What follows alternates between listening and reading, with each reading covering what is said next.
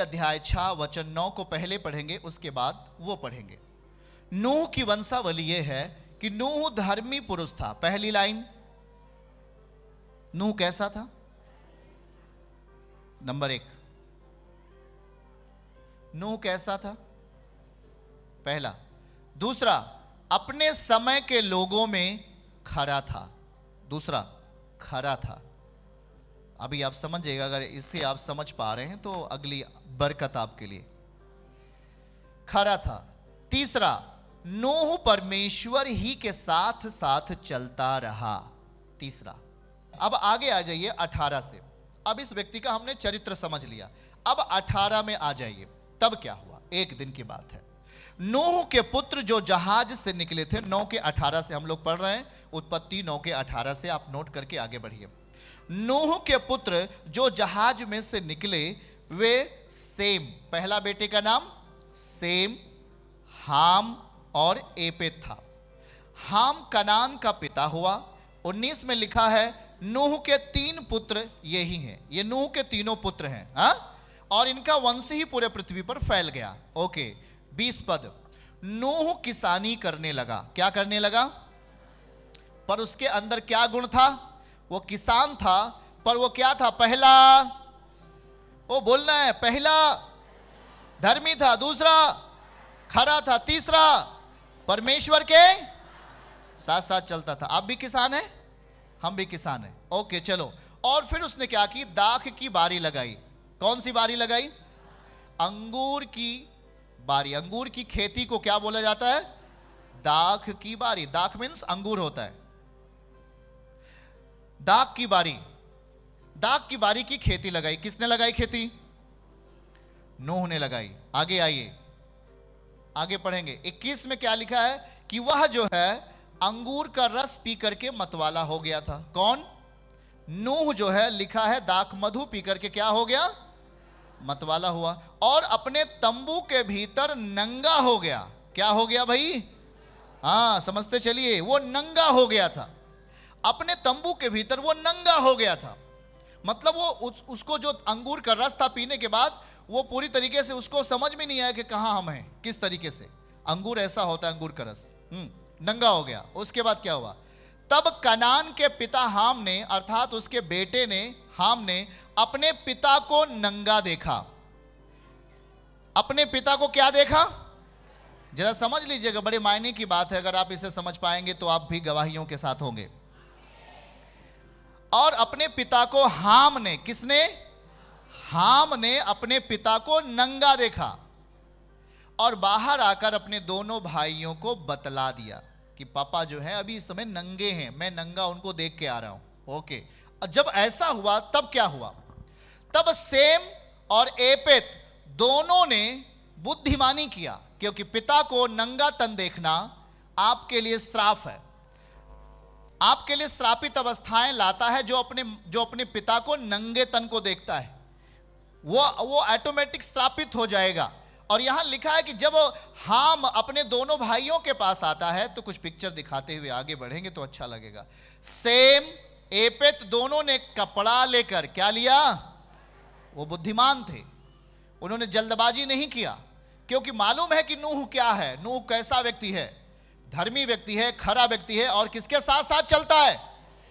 उसके नंगे तन को देखना हमारे लिए बड़ा खतरनाक होगा और हम श्रापित हो जाएंगे। ये सोच करके सेम और एपेत ने, दोनों ने कपड़ा लेकर कंधे पे रखा और पीछे की ओर, कैसे? सामने देखिए, जैसे वो पिता नंगे पड़े उधर, हा? तो वो कपड़ा ऐसे रखा और ऐसे गया और कपड़ा ऐसे क्या कर दिया? अपने पिता के तन पर क्या कर दिया? अपने पिता के तन को ढाप दिया। सुनना जरा, वो जब ढाप देता है तो लिखा है वो अपना मुख पीछे किए हुए ही थे, इसलिए उन्होंने अपने पिता को नंगा ना देखा। दो भाइयों ने अपने पिता के नंगे तन को नहीं देखा, पर एक बेटा जिसका नाम हाम जिसका नाम हाम है, उसने अपने पिता के नंगे तन को देख लिया और जाकर के अपने दोनों भाइयों को भी क्या कर दिया? बता दिया कि चलो पापा अभी नंगे पड़े हैं। ओ कितना बुरा बात है। आगे फिर क्या हुआ? जब नूह का नशा उतर गया, मतलब दाख मधु का जब नशा उतर गया, तो तब उसने जान लिया कि उसके छोटे पुत्र ने उसके साथ क्या किया है। मैं आपको बताऊं, वो धर्मी व्यक्ति था, वो खरा व्यक्ति था, और वो परमेश्वर के साथ साथ चलने वाला व्यक्ति था, एक आत्मिक व्यक्ति था और आत्मिक संपन्न व्यक्ति था। बोल के बताइए, एक बार मुंह खोलिए, बोलो आत्मिक संपन्न व्यक्ति था। कौन? पड़ोसी को बोलो हाथ पकड़ के, नूह आत्मिक संपन्न व्यक्ति था, क्योंकि वो धर्मी था, धार्मिकता को लेकर चलता था, खरा था और परमेश्वर के साथ साथ चलता था। उसके नंगे तन को हाम ने देख लिया। किसने देख लिया? जरा ध्यान से सुनिए, एक बेटा अपने माता पिता के नंगे तन को अगर देखे, वो श्रापित हो जाएगा। पिता के नंगे तन को जैसे ही हाम ने देखा, और जब हाम को जब नूह जब होश में आता है, नूह जब अपने होशोवास में उठता है, तब वो क्या कहता है, जरा देखिएगा वो क्या कहता है। जब नूह का नशा उतर गया, तब उसने जान लिया कि छोटे पुत्र ने उसके नंगे तन को देखा है। तब उसने क्या कहा? ओके, 25 में लिखा है, नूह ने कहा कनान शापित हो। क्या बोला? जरा ध्यान से सुनिएगा भैया, वो शापित कर दिया, श्रापित हो गया वो पुत्र जिसने अपने पिता को नंगा देखा था, श्रापित हो गया। और लिखा कि कनान श्रापित हो, वह अपने भाई बंधुओं का दासों का दास हो। मतलब दास एक तो चलता है, दास है, दासों का दास एकदम से श्रापित कर दिया। फिर क्या कहा? फिर क्या हुआ? और फिर उसने कहा सेम का परमेश्वर यहोवा धन्य है। आमीन बोलिए आप लोग। सेम का परमेश्वर यहोवा क्या है? सेम कौन है? जिसने अपने पिता के नंगे तन को क्या कर दिया था? ढांप दिया था। उसका परमेश्वर, वो धर्मी व्यक्ति क्या बोल रहा है? तेरा परमेश्वर यहोवा क्या है? धन्य है। इसलिए कनान सेम का दास होगा। जिसने कपड़े लेकर के अपने पिता के तन को ढांप दिया, उसके अधीन हो जाएगा हाम, जिसने पिता के नंगे तन को देखा। वो श्रापित हो गया। क्या हो गया? श्रापित हो गया। कहां तक बात समझ में आई कि नहीं आई? कहां तक बात समझ में आई? आ रही है बात समझ में कि नहीं? एक पुत्र ने जिसका नाम हाम है, उसने अपने पिता के नंगे तन को देख करके और उन दोनों भाइयों को बुलाने के लिए गया। देखा, यही सबसे बड़ा उसके लिए खतरा पैदा हो गया।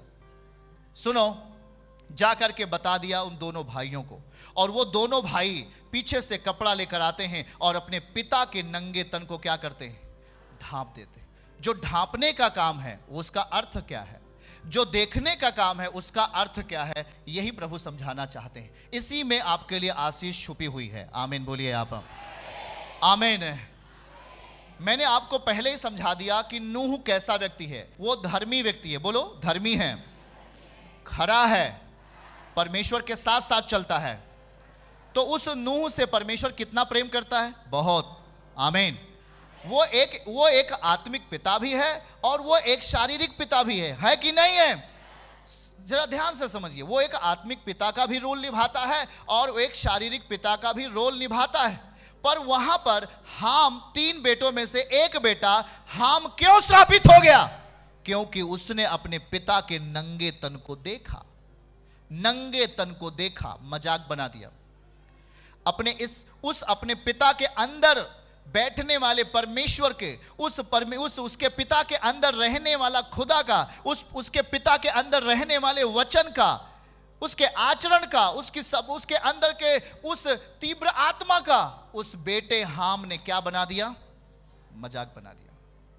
मजाक बना दिया अपने पिता को, और मजाक बनाने के कारण उसके जिंदगी में श्राप आ गया।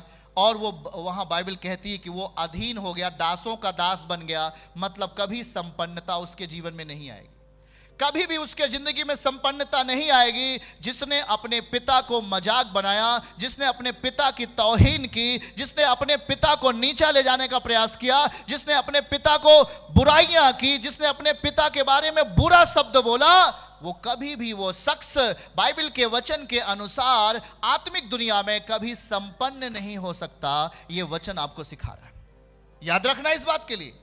दूसरी तरफ सेम का परमेश्वर धन्य है, क्योंकि उस सेम ऐसा व्यक्ति है जिसने अपने पिता के नंगे तन को नहीं देखा, परंतु कपड़ा लेकर अपने पिता के तन को क्या कर दिया, ढांप दिया। मतलब उस जो चीजें वहां पर उसको करनी चाहिए अपने पिता के महिमा के लिए उसने किया, क्योंकि सेम को मालूम है कि मेरा पिता सामान्य व्यक्ति नहीं है। हालेलुया।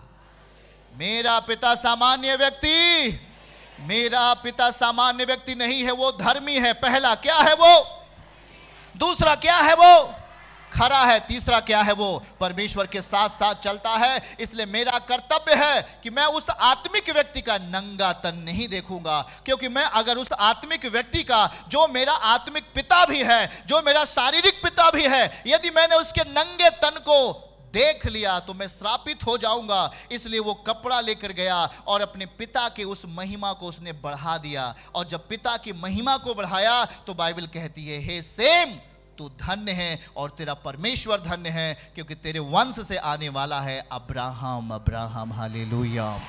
तू आशीषों के उस मूल में होगा, यीशु मसीह के नाम में आमीन बोलो। चर्च की सभी प्रार्थनाओं को और परमेश्वर के दास के द्वारा टीचिंग सुनने के लिए और अपडेट्स को जानने के लिए हमारे इस चैनल को सब्सक्राइब करें और साथ में बेल आइकन को दबाएं, ताकि जब भी लाइव प्रार्थना हो तो सबसे पहले आप देख सकें।